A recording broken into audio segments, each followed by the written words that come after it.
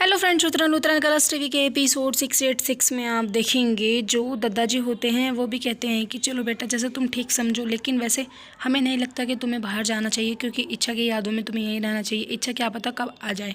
उधर आप देखेंगे इच्छा को दर्द हो रहा होता है कि तभी दामिनी जी जो होती हैं वो दूध लेके आती हैं इच्छा के लिए, कहती हैं कि पहले तुम ये दूध पी लो, फिर उसके बाद हम डॉक्टर के चलेंगे। उधर आप देखेंगे दिव्या जी जो होती हैं वो तप्पू के ससुराल जाती हैं। तप्पू के ससुराल में मौसी जो होती हैं यानी कि जो नानी होती हैं तप्पू की, वो माहौल बिगाड़ रही होती हैं क्योंकि वो पहले मिस्टर राठौर की जो दाई माँ होती हैं उनसे चाबी ले लेती हैं, घर की सारी जिम्मेदारी कहती हैं कि अब मेरी टप्पू खुद से संभाल लेगी। उधर नानी जो होती हैं वो दिव्या के साथ जाने के लिए मना कर देती हैं। दिव्या जो होती है वो कहती हैं कि हम तुम्हें लेने के लिए यहाँ आए हैं। उधर तपस्या जो होती है वो बाहर से आती है, आके पहले अपनी मम्मी को गले लगा लेती है, फिर उसके बाद जैसे ही दिव्या जी जो होती है वो कहती हैं कि हम नानी को लेने के लिए आए हैं तुम्हारी।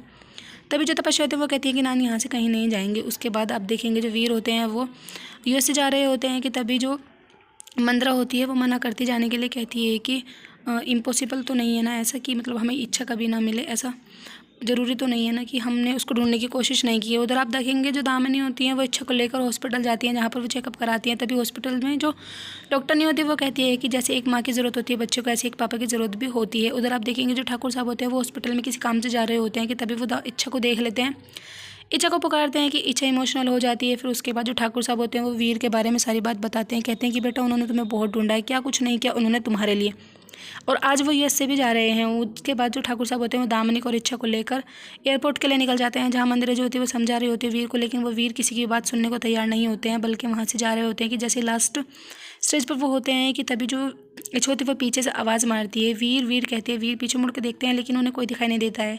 जब इच्छा दोबारा आवाज़ मारती है वीर देख लेते हैं, उसके बाद वीर भी इमोशनल हो जाते हैं और इच्छा भी इमोशनल हो जाती है। दोनों रो के एक दूसरे को हक कर लेते हैं।